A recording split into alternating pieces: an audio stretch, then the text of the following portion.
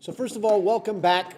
I'm happy to be back here, both live streaming and in person in YTD, Yeshiva Temimei Darech Tzfat. Okay, please have a seat.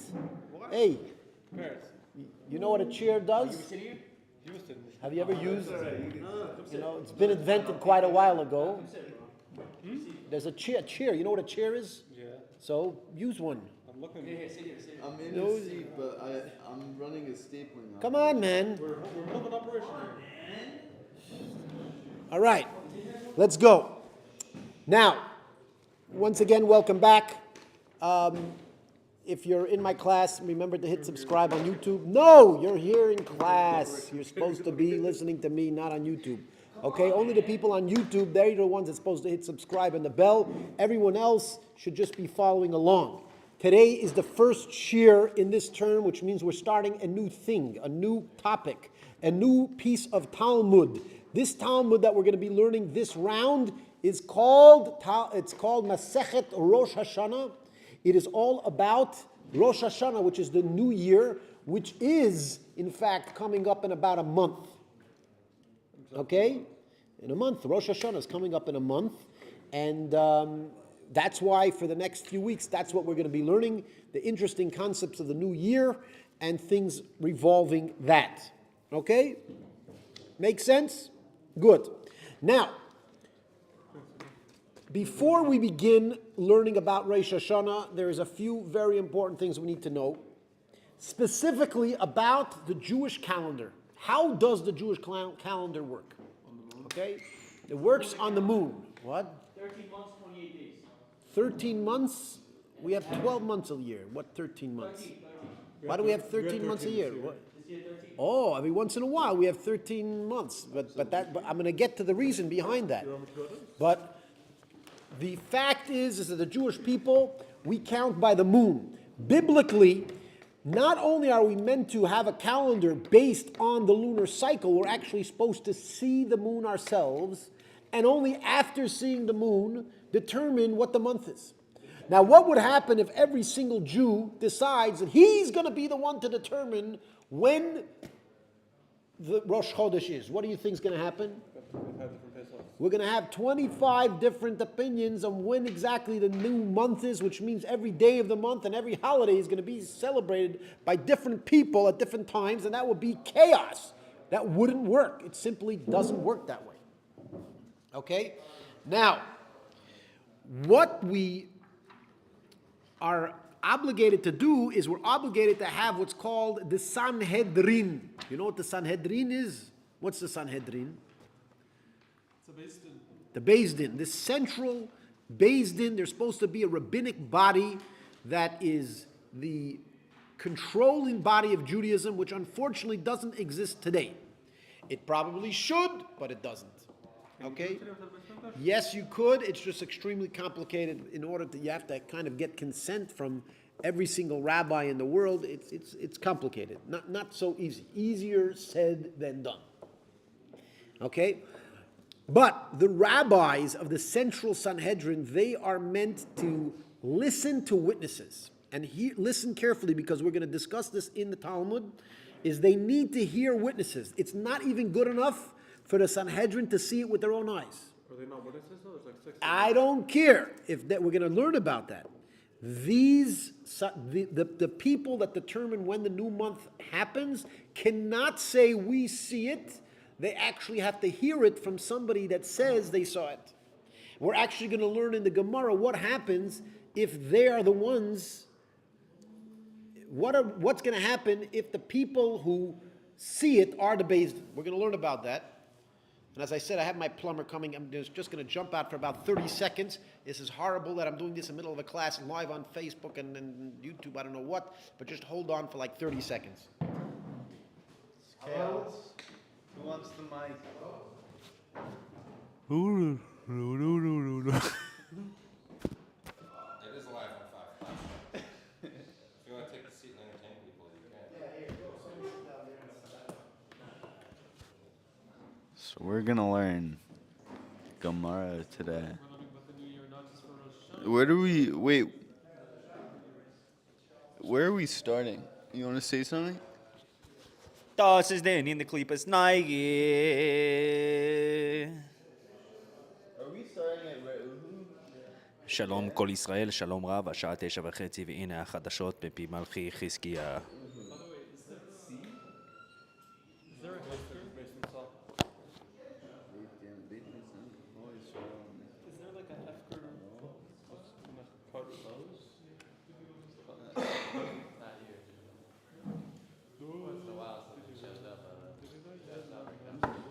You have to dress like a penguin if you want to be considered a human being.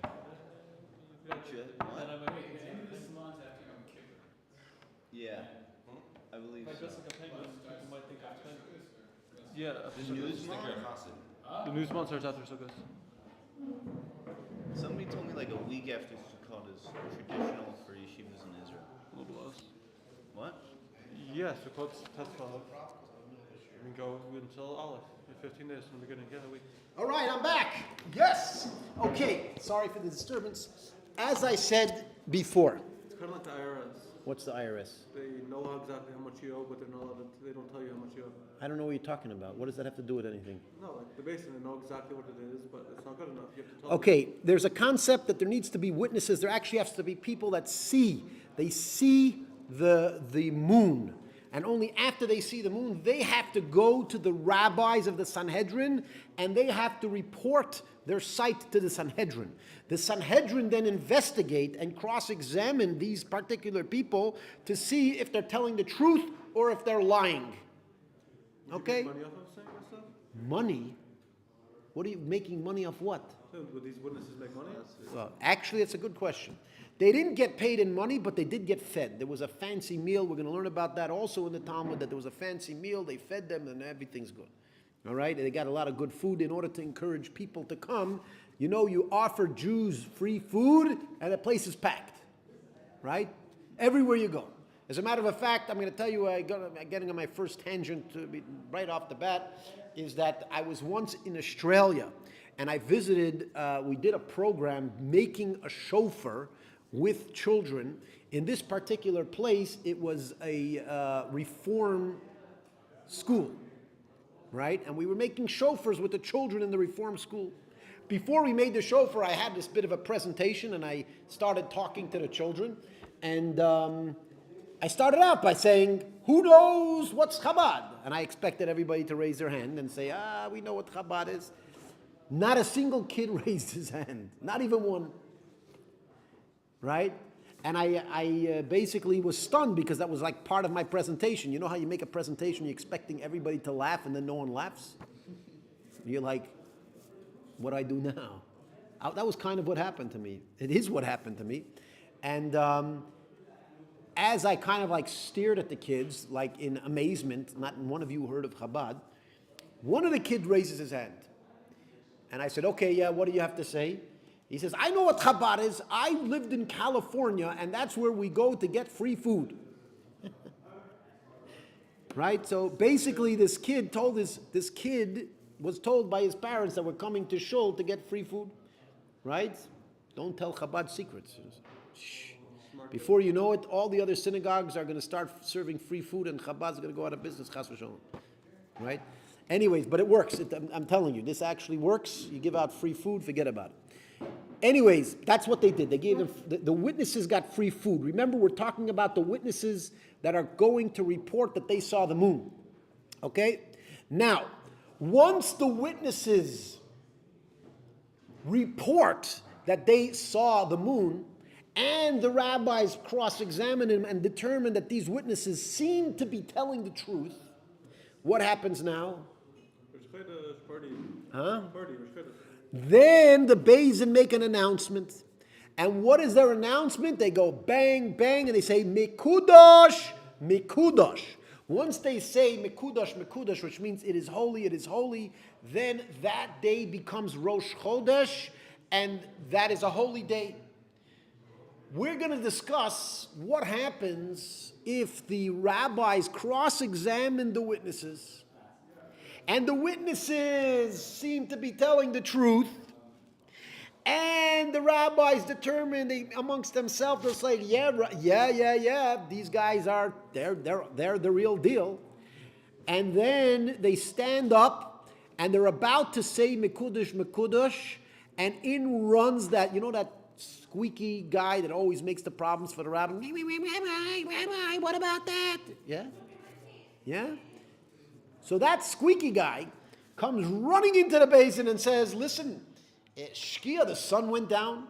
Now, once the sun went down, maybe it's the next day, right? Now, if the sun down and it's the next day, the rabbis didn't yet say Mekudosh, Mekudosh. Does that mean, but they planned on saying Mekudosh, Mekudosh, which means all the calculations worked out that the prior day should be Rosh Chodesh, but the only thing they missed was making the proclamation Mekudosh, Mekudosh. That's the only thing they missed, right? The question is, when is Rosh Chodesh? Is it the day before or is it the day after? Depends. Well, that's what our Mishnah is going to discuss. That's all I'm going to tell you for now, is that we need to know this. That again, there's witnesses. The witnesses are cross-examined. The Beis Din have to determine if they feel that these people are telling the truth. And then they need to make a proclamation called Mekudesh, Mekudesh. And only after they make the proclamation is Rosh Chodesh properly called. So what happens if, like, on Rosh Hashanah, right? How would they do that? Where Rosh Hashanah is supposed to be holy, but they only found out today's Rosh Chodesh at 4 o'clock in the afternoon. They're supposed to keep that. Shmuel, are you listening to me? We're about to start learning about this, right? That's what we're starting. You want to know all the answers to all the questions before we start? Huh? Then what are we going to learn for the rest of the time? How to actually learn it. Right, well, let's start. What? First of all, know everything, then we can review it, you know? Right, so again, let's learn it again. We just said the introduction that I'm trying to tell you so that you should know the basics so that now we could learn it. Now, once we learn it, then you can see what's going on. Right? You're going to learn what's going on. That's the whole point of learning. Right? As you see, we have the papers over here. I believe everybody got a paper. These papers are for you that is new. I'm going to have to explain to you how these papers work. For you guys online, if you do want to learn with our worksheets, you have to send me a private message on Facebook. If you're on YouTube, you can actually put in a comment, say, Rabbi, I want to get a hold of you. I'll let you get a hold of me, and I can share with you the worksheets of this class as well. For all of you online, okay, that don't know, in this class, we do it every day. Normally, it's 11 or 11:15 that we start this class. This class is a bit late because we had an orientation because it's the first day of our term. Today's the first day. You're lucky. If you never came to this before, you're lucky. You came the first day. It's perfect timing to join our class because this is the first day. Starting from tomorrow, it's going to be 11 o'clock. This class on a regular basis, 11 o'clock Israel time. I also want to remind you guys watching that you could put in comments and I will see them real time, and if they're actually interesting enough, I might choose to speak about your comment in the class live. And if it's not live, if you're watching this after the live class and you choose to put a comment, there's also a good chance that I will respond to you. Again, no guarantees, but I do try. Let's begin learning the Mishnah. The Mishnah, as you guys know, is from the Tanaic era. It's the earliest written oral code. Okay, I know somebody once told me, how is it an oral code if it's written? That is for a different class, different time. We'll get to that. But again, we're dealing with the Mishnah. Ra'uhu Beis Din v'chol Yisrael. The Beis Din themselves and all the Jews saw the moon. It was like there. It was a clear sight of the moon. Okay? Nechteru ha'edim. Or here's a different example. What happens if we already cross-examine the edim? V'loi hispiku loimer mekudosh. And the Beis Din did not yet have the chance to make the proclamation mekudosh. Ad shechoshecha, until it got dark, which means until the sun went down. Harei zeh me'ubar. This is a pregnant. A pregnant? What's a pregnant? The answer is that the way the Gemara calls a longer month or a leap month is actually called a pregnant month. A month that is, there's only two options in Judaism. Okay, a lunar month could either be 29 or 30 days. It's one or the other. Okay? Now, there's a whole calculation of when to make it 29 and when to make it 30, because it will make a difference as to the calculation on how it fits with the sun. Okay? There's a difference. Yeah? Anyways, as a matter of fact, if the Muslims, I know lately I've been talking about the Muslims, I got in some trouble over here, but the Muslims also follow a lunar month. They follow the lunar month. However, I'm not exactly sure how they make their calculations, but their months as well have to be either 29 or 30 days. However, they don't have the leap year. We have a leap year, which, by the way, in Talmudic terminology is called a pregnant year. This past year was a pregnant year, which means we had 13 months. Because Judaism, we have to be able to catch up. We have to be able to come, the lunar month and the solar month have to unite. We cannot have the lunar month. The lunar month, if you make 12 lunar months, you lose approximately 11 days every year. And that's why in the Muslims, their Ramadan, which is their month that they fast the whole month, it could be extremely easy because sometimes it falls midwinter. By the way, slowly it's getting better for them because every few years, I think this year they were in Nisan. I think next year I think it's going to be in Adar. I don't remember exactly, but they're actually coming into winter, which means they have very short fasts. They only fast during the day. They don't fast during the night, right? But if you go to the summer,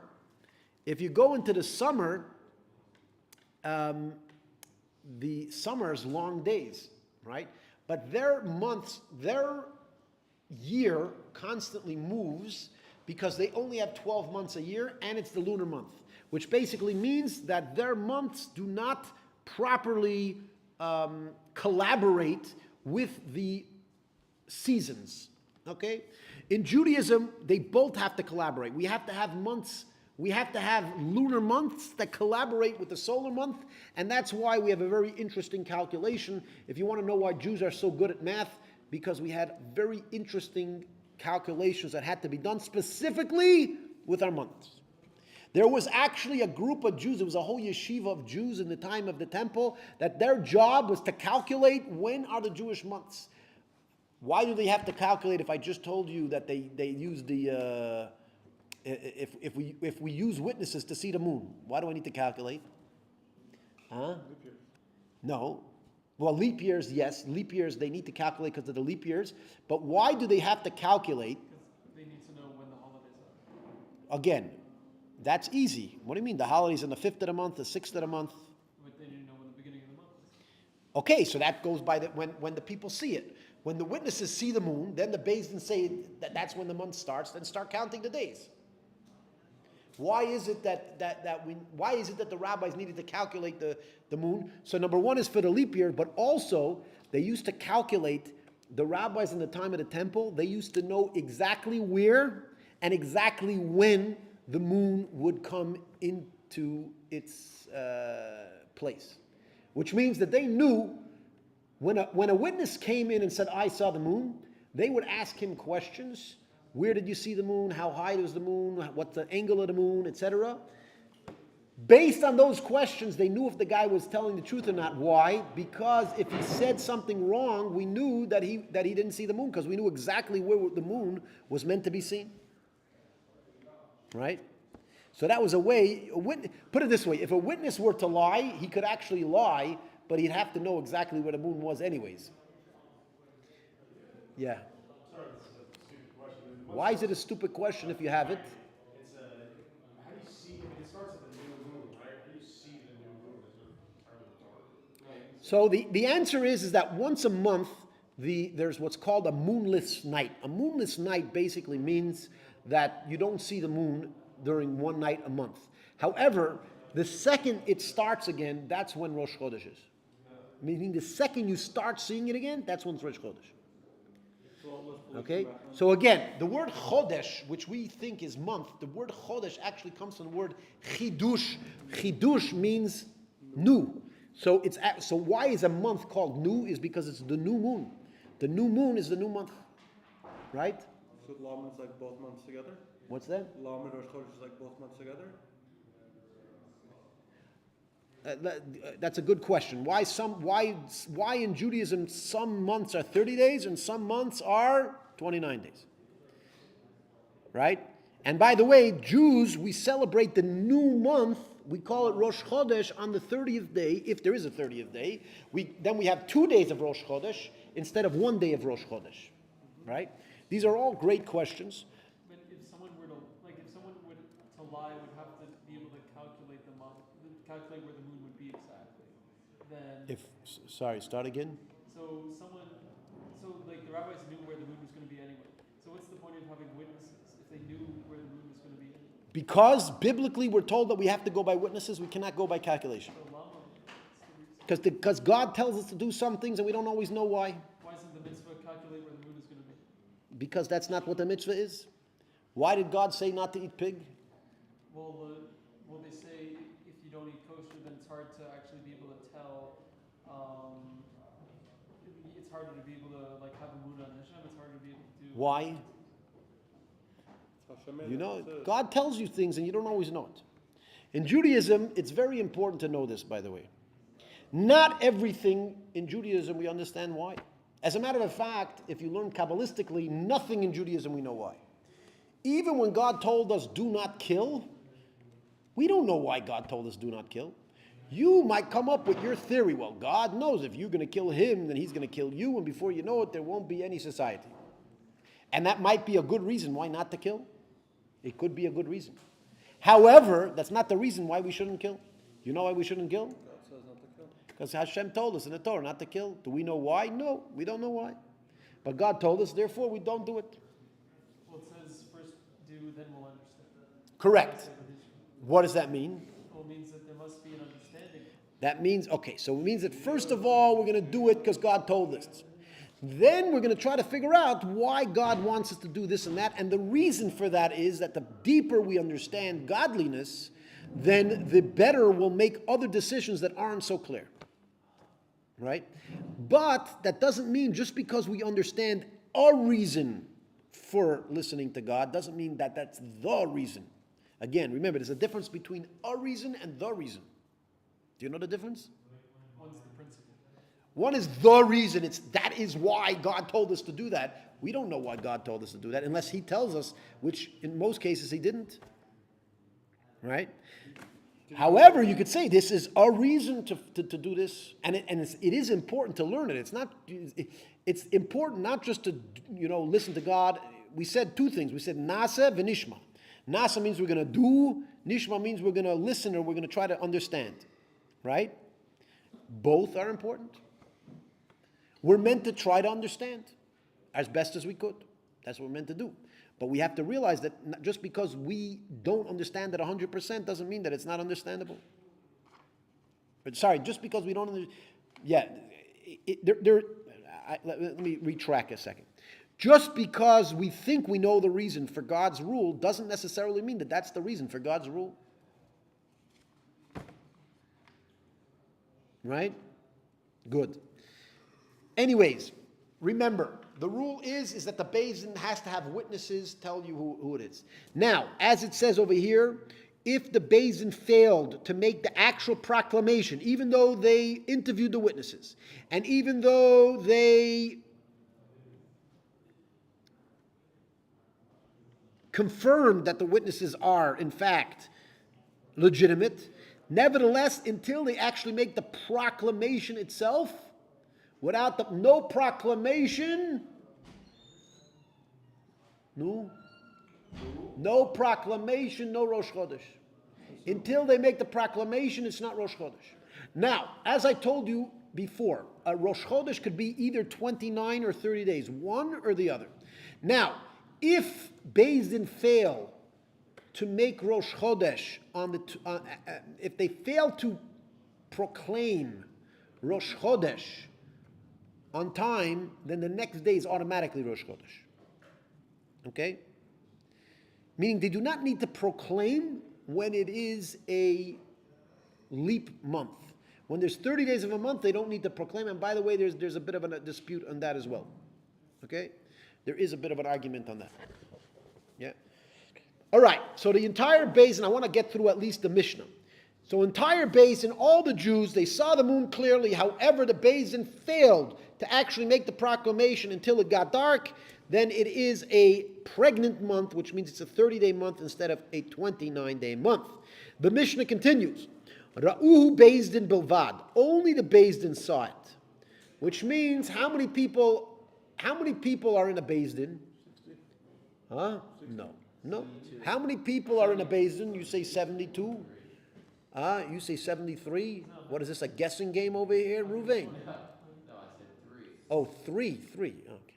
So, believe it or not, Ruvain is correct. The minimum Beis Din is 3 people. Yes, there was the Sanhedrin of 71 people. That was like the head Beis Din.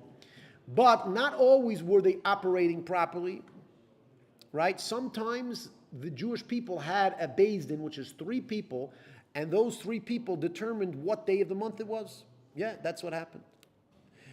You had a question? No. You look at me like you have a question. You're just so interested in what I have to say. You're swallowing it up whole. You're like, yes, that's the way it should be. That's the way it should be. I'm not going to leave anything behind. Don't leave anything behind. I'm going to finish it. You're going to finish the whole thing. Good. Okay. Now, what was I going to say? So 3 people. Now, what happens if 3 people see the moon? Now we have a problem. They are the Beis Din, but they saw the moon. What did we say? Could they, if they see the moon, could they determine that it's Rosh Chodesh based on the sight? No. They need witnesses. Now, could they be witnesses? They're not witnesses. You can't be witnesses to themselves. Who witnesses need a Beis Din to cross-examine them. But they are the Beis Din. So what are they going to do? So says the Gemara over here, Yamdu Shnayim, V'yo'idu b'fneihem, V'yomru mekudesh mekudesh.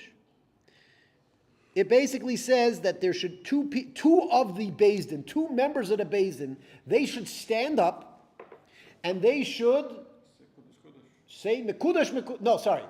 You're confusing me here. Sheesh. 2 members of the Beis Din should stand up and they should actually be the witnesses. The 3rd member of the Beis Din, he is cross-examining the witness. But now you have a problem because you don't have a Beis Din. The Gemara is actually going to say, I'm going to preempt you a little bit. The Gemara is basically going to say, what we mean is that the one that saw it could actually include 2 people that didn't see it. They make a Beis Din of 3. And then the 2 of the Beis Din that left, they become the witnesses. The point is, in order to properly establish a Jewish month, you need 2 witnesses and you need a Beis Din of 3 people that cross-examine in those 2 witnesses. So how many people, what's the minimum amount of people that it requires to establish a new Jewish month? 5 people, right? That's less people than I have online. What's wrong with that? Only 3. Anyways, can I know that? That's it. You need 5 people to establish a Jewish month. You need 2 witnesses and 3 members of a Beth Din to confirm those witnesses. All right? Now, the interesting thing here is that one of the people who was a witness now turned into a judge. That we're going to discuss in the Gemara, which is not so clear how that happened. All right? That's it. Ra'uhu shloisha. What happens if 3 people see it?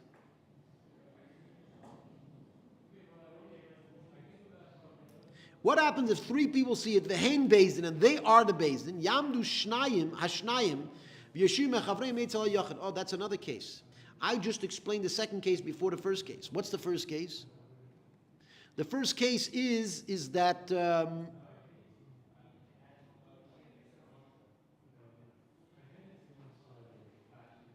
I'm not sure. We'll deal with it in the Gemara. Yeah.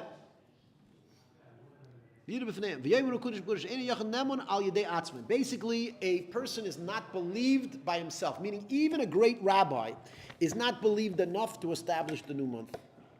Sorry to tell you that. All right? Good. So, we finished the Mishnah. That's all we're going to be learning in the actual Mishnah today. I want to reiterate briefly. Okay?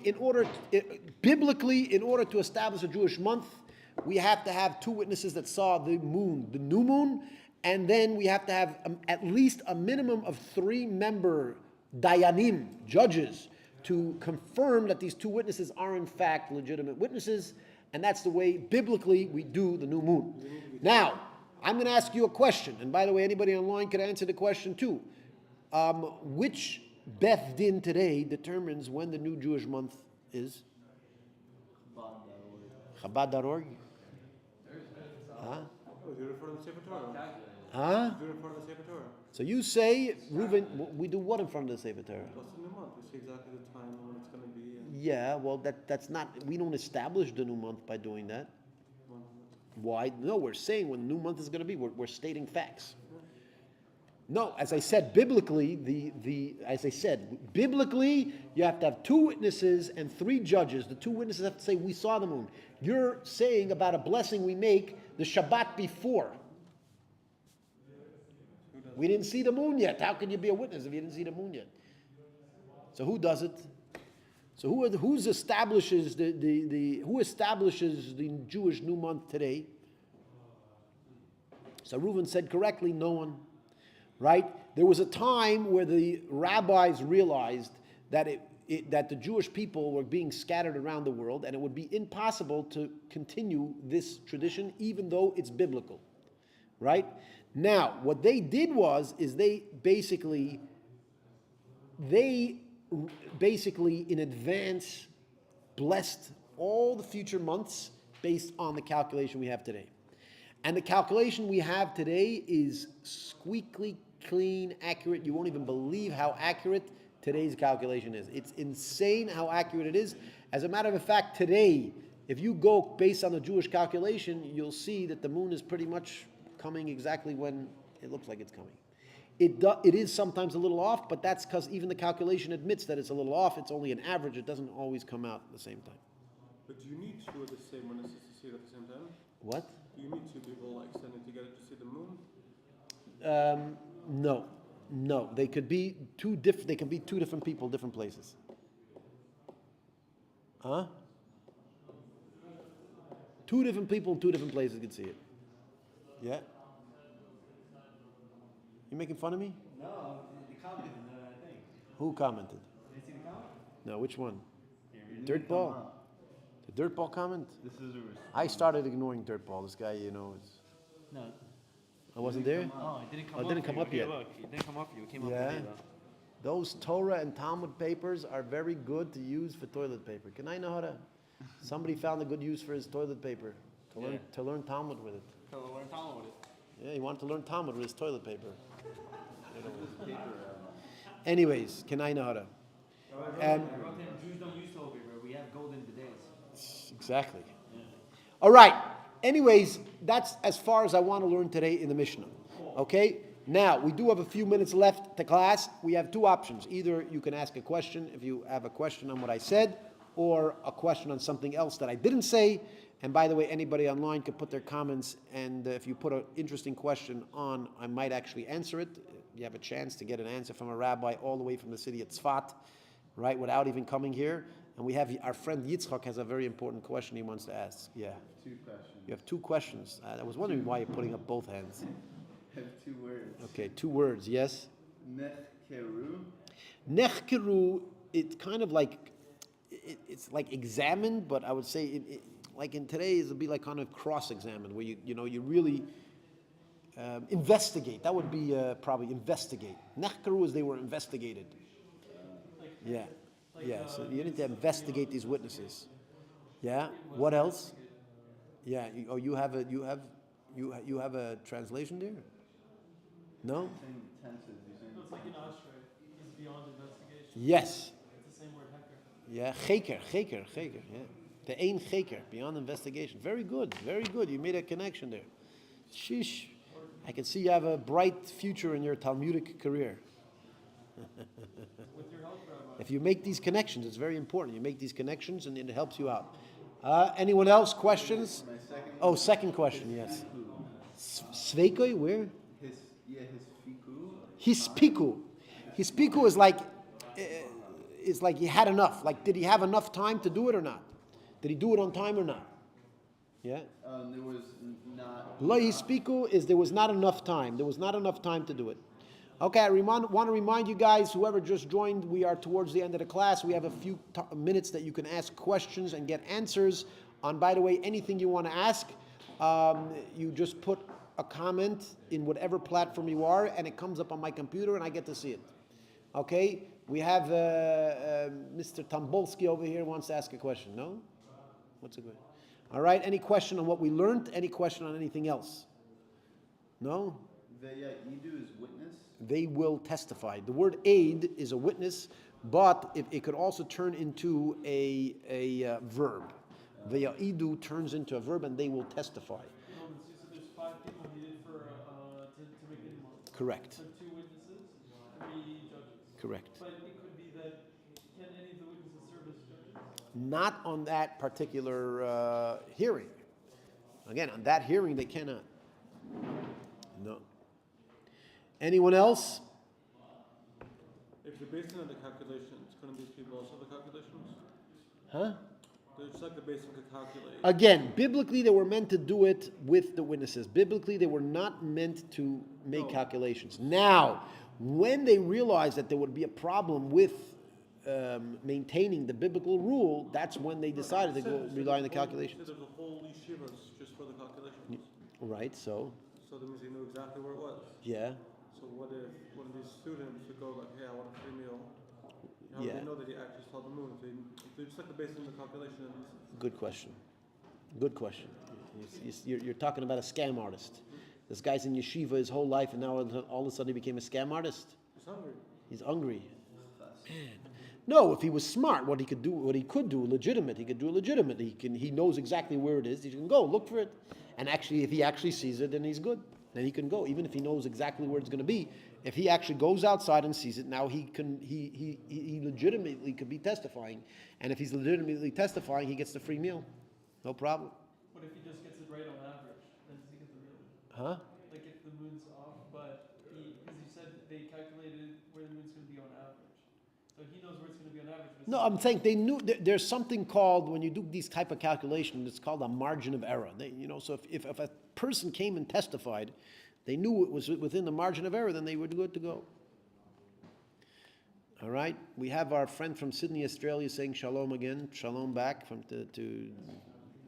Sydney, Australia, to Louise Cox. I hope I said the name right. Louise. Yeah. Yeah. His name. That's it. Anyways, again, anybody else wants to ask a question? If you're online, if you're here in person, this is that you have another 3 minutes before we shut this down, and you can ask any question you want. Simply just if you're online, just put it into your platform in the comments, and I will get it. It will show up on my computer, and I will deal with it if it's, of course, relevant to what we're talking about in any way, shape, or form. Go for it. Yeah. what Musar books do you recommend? What Musar books do I recommend? Who says I recommend Musar books? Do you recommend Musar books? Huh? Do I? First of all, Musar is a particular style of books. In Chabad ideology, some people will actually call it Musar, but it's not Musar.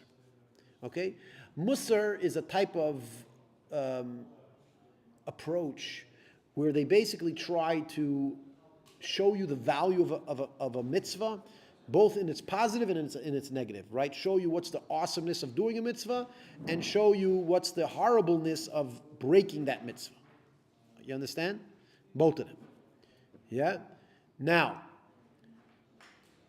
in Chabad, we basically, the approach in Chabad is basically to tell you the awesomeness of God in general, and then hope when you understand the awesomeness of God in general, then you won't be transgressing His commandments, because you know how awesome God is. You understand? It's a very big difference. Okay? In Musar, they're going to take each individual concept, right? Why shouldn't you eat pig? And why shouldn't you break Shabbos? And why shouldn't you do this? Right? In Chabad Hasidus, we basically say the awesomeness of in general of God, in general of doing a mitzvah, and hoping that will, you won't need to know the details. So it's a bit of a different approach. There is a book that Chabad, some people call it a Musar book, that Chabad does encourage people to read, which is Reishis Chochmah. And the Rebbe encouraged people specifically before they got married to read Reishis Chachma, which it's a bit of a borderline between a Musar book and a intense Kabbalistic work. It speaks a lot of Kabbalistic things there, and that's that. Any other questions? What is Etzel HaYachid? Next to a private person, meaning, Who is that? Rabbi Elazar Azkari. He's a Kabbalist. He wrote a sefer, and that's it. That's his thing. Again, what? I thought Yachid was like union.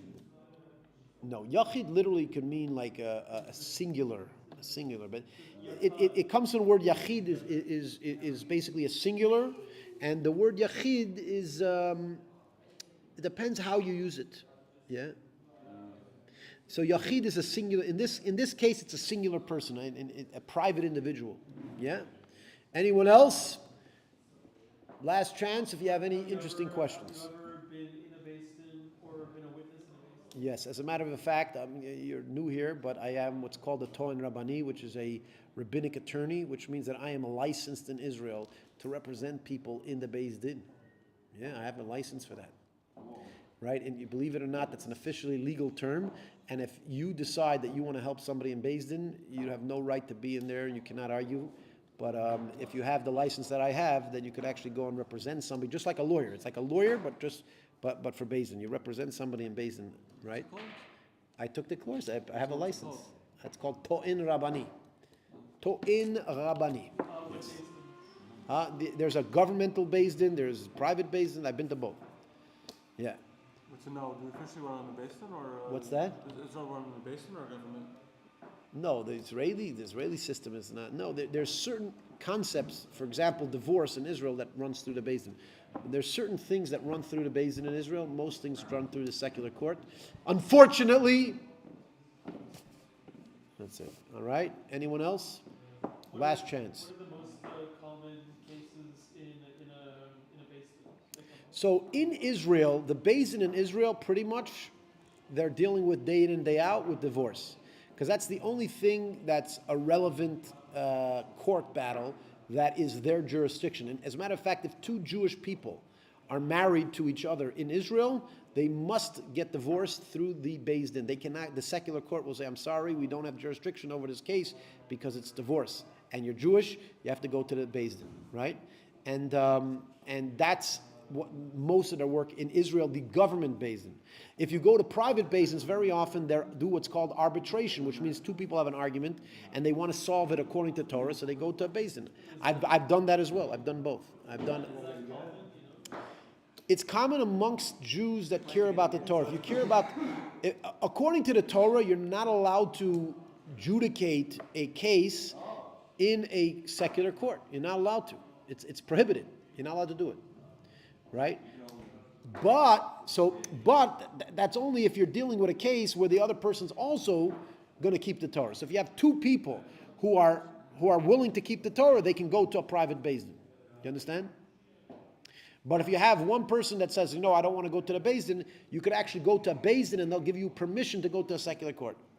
Yeah, I actually had a case where the guy didn't want to sign the documents because legally, if you don't sign that the Beis Din is your arbitrator, then the Beis Din has no power legally, right? They have to sign, right? So basically, we came to the Beis Din, and the guy's like, "I don't want to sign the paper." The Beis Din's like, "Well, if you don't sign the paper, then I have to give him the right to go to court." And he's like, No, anything but court. I'm not going to court." So he right away signed the paper, right? Which is the only real thing that they could threaten him today, because you can't threaten him with violence, God forbid, because that you get arrested for. You can't threaten. You can't in Israel. They don't even let you threaten to smear his name. It became illegal. In America, they could. In America, because there's freedom of press, so I could now post all over synagogue. Look at this guy. He doesn't want to go to Beis Din, right? So in America, we can do that. But in Israel, believe it or not, in Israel, Jewish people have less religious rights than they do in America. I hate to say this, but that's the fact, unfortunately. Yeah. Anyways, it's messed up, yes. In Israel, we should have the most Jewish rights, and that's that. Can we sue the government in a religious basis? You can do that. They're not going to listen to you. Would they show up? Probably not. No. Yeah. What about if it's a matter of something that the rabbinutes would have authority over? I can't think of a case where the government would be required to go to Beis Din. I can't think of a case where it would be relevant. No, it doesn't work. No. As I said, the only thing that the government basin really has jurisdiction over is divorce. There's a few other things that they get into. They get into, number one, determining if somebody's Jewish. Okay? So if you want to get married, so you have to be proven Jewish. Now, some people have easy proofs that they're Jewish and other people don't. So if somebody doesn't have good proof that they're Jewish, they end up having to go to the Beis Din here to try to confirm that they're Jewish. Check the breast. Huh? Just check the breast. Doesn't work. Guess what? You have a Muslim guy saying something about Islam over here on my thing. I shouldn't mention. You say I shouldn't mention. What do they call these guys? Trolls. Right? But the Muslims, they actually also circumcise. The Muslims circumcise. So maybe he's a Muslim. You know, in America, there was a case where a guy married a Jewish girl, and only after he married the Jewish girl, they discovered he was Muslim. He was not even Jewish, right? He actually, believe it or not, a lot of people thought he was like a terrorist, but it's not. He wasn't. Turned out he wasn't a terrorist. He was just he wanted to marry the Jew, and he liked the girl, so he just said he was Jewish when he wasn't. Right? Is that a legal marriage in Torah? No, because in Judaism, a Jew cannot marry a non-Jew. As a matter of fact, legally, this is my warning to any of you out there, any of you non-Jews that want to marry a Jewish girl. Listen to me carefully. Okay, according to Judaism, if a non-Jew marries a Jewish girl, the marriage is invalid, which means that anybody that cheats on you, Mr. Non-Jew, anybody that cheats on the non-Jew by being with his wife, according to Judaism, it's not adultery. It might not be nice, but it's not adultery. So all you non-Jews, before you marry a Jewish woman, listen carefully. Right? We're allowed to cheat on you. Every single Jewish guy, I'm going to send them after your wife. I'm going to say, listen, this girl's fair game. That's it. Wait, but Bathsheba married a non-Jew. Huh? Bathsheba married a non-Jew. Bathsheba? What are you talking about? Bathsheba. Bathsheba was not, she was Jewish. What are you talking about? She married a non-Jew. What are you talking about? Well, the whole thing. No, he was Jewish. No, you're mixing up the stories completely. You're mixing the whole story up. Wait, what's the story? She was Jewish. She was married. The whole point. She was Jewish. He wasn't Jewish. He was Jewish. He wasn't Jewish. He was Jewish. What was his name? I don't remember, but he was Jewish. Speak Hebrew to do what you do in Beis Din? Generally, yes, because they usually want you to speak Hebrew. But yeah. Anyways, all right. Last chance for anybody to ask a question, whether you're here live or whether you're online. You want to ask a question, put it in the comments, whichever platform you're on. I will get the comments immediately, and I will attempt to answer the question if it sounds like a good question to a rabbi and not some. Yeah, Uriah the Hittite. Yeah, but he was Jewish. He was Jewish. He was Jewish. Hittite. He was Jewish. I'm telling you, he was Jewish. Great content energy. Oh, yeah, Ignore that comment.